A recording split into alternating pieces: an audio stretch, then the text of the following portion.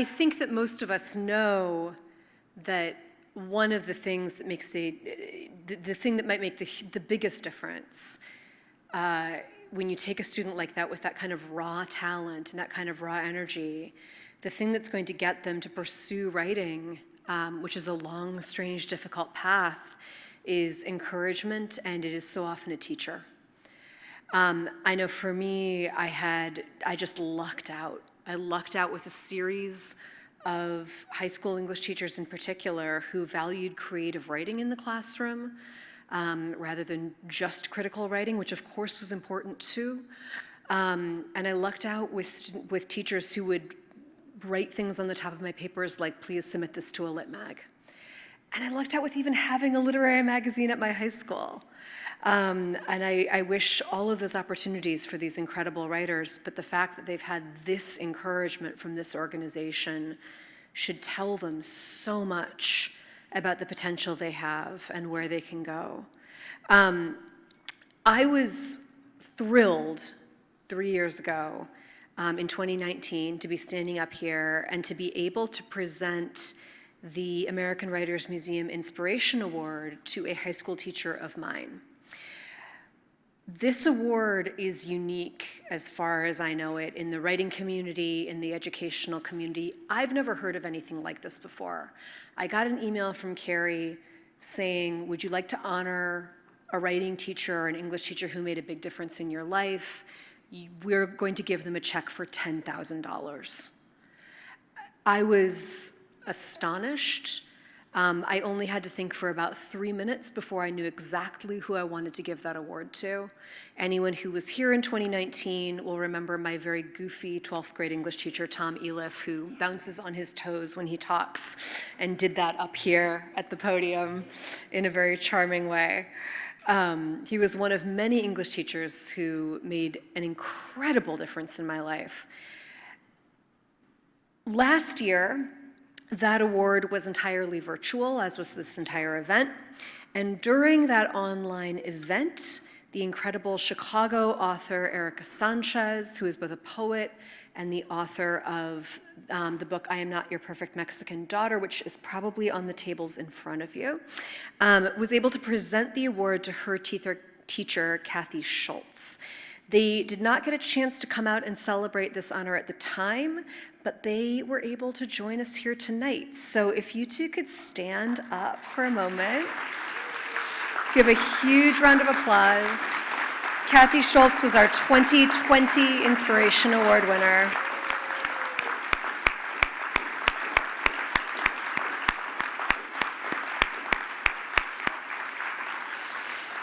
And my understanding is that that was a teaching relationship that went back to grade school or middle school, which is absolutely amazing to me to think about those foundational years. Tonight, I am excited to help announce this year's winner.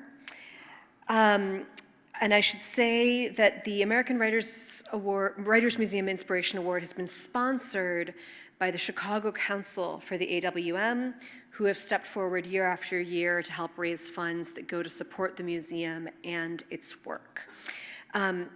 This year, Jenny Xie, an acclaimed poet, a finalist for the National Book Award, the winner of the Walt Whitman Award for the American Academy of Poets, and the 2020 recipient of the Vilsack Prize in Creative Promise, will, in a second, albeit virtually, present the 2021 award to Ms. Suezette Given, who is here. I would not trade any of my 4 high school teachers, English teachers, in for anyone else for the world, but I've been sitting next to Suezette at dinner tonight, and I would be tempted, so I'm just gonna say.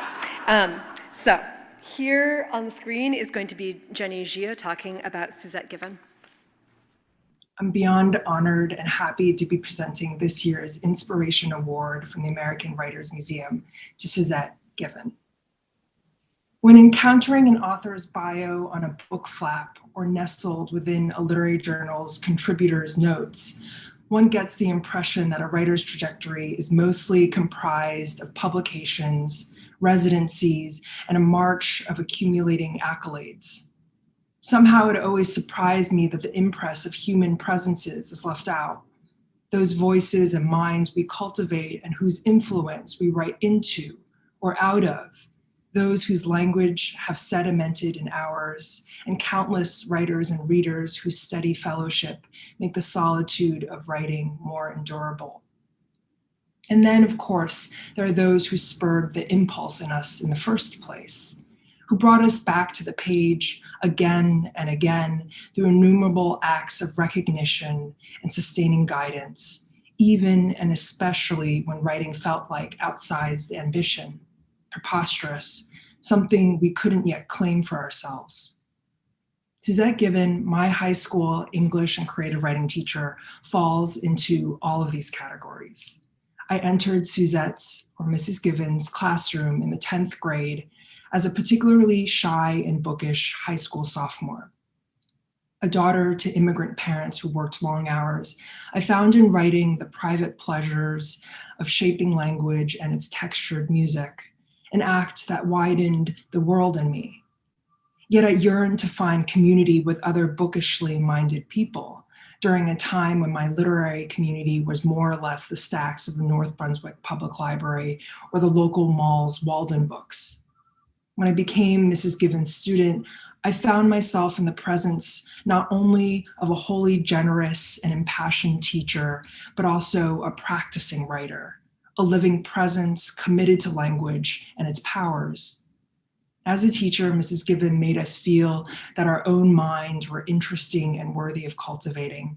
She dialogued with us on the page and made us feel like our poems and stories were deserving of serious reflection and feedback. She treated us, in other words, like the writers we couldn't yet see ourselves as. Mrs. Given didn't just teach English and creative writing classes with dedication and gusto. She helped young writers who entered into her orbit think more expansively about their capacities and what worlds were available to them. She spent countless hours working with us on editing and designing a school literary and art magazine from scratch, one that looked and felt thrillingly like a real literary journal we might see on the shelves of Barnes & Noble. Even in a chronically underfunded public school system such as ours, she somehow found the resources to bring all of us to the biennial Dodge Poetry Festival, one of the largest in the country, and during which many of us, starry-eyed, heard our first poetry readings. One year, she advocated for our high school to pay and take us to the Columbia Scholastic Press Conference, where we attended workshops and talks about literary journals and poetry at Columbia University. For many of us who came from families who didn't necessarily have the financial or cultural resources, or whose parents worked long hours, these trips to attend poetry readings and be in literary spaces were invaluable. It wasn't just access, but how she made conceivable a larger world of other writers and artists who we could count ourselves among. Thankful as I was at the time for Mrs. Given, I had little understanding of all that goes behind the scenes to advocate for students, to support them, to see in them and encourage them toward ambitions that frighten them. I didn't understand how thankless much of the work of educating can be. I do so now in large part because I teach. Even though I'm sure her students express gratitude to her for her generosity and brilliance, I doubt that Mrs. Given or many of our high school teachers receive the kind of acknowledgement they so deeply deserve. Beneath each word of every writer is the shaping force of some teacher in some form. I count myself as indescribably lucky that I get to say thanks to one teacher behind my words and one of the most dedicated educators I know, Suezette Given. I don't know, anyone else feel like this is the Oscars for teachers? Like, you like me, you really, really like me. And I don't know about you, but I'm still crying. I cried when we recorded it. I'm crying now. So I'm just gonna read what I have. Jenny has always been a very talented writer, and it was a joy to teach her, to get to know her when she was finding her place in the world as a high school student. She serves as a shining example of what you would hope for as a teacher. You want your students to see their potential and to learn how to express themselves in the world. And because they leave your classroom and another group enters, you only get a chance in a very few special situations to see their success. Jenny's success and her selection of me as an inspiration is a highlight of my teaching career. When you become a teacher, you know that the rewards you will receive are mainly the ones that happen in the classroom. Being able to spend my professional time sharing the things I love, reading, writing, talking about books, creating poetry, geeking out over words, has been a joy and the greatest part of the profession itself. This award is more than I ever expected and truly serves as one of the greatest moments of a teacher could hope for.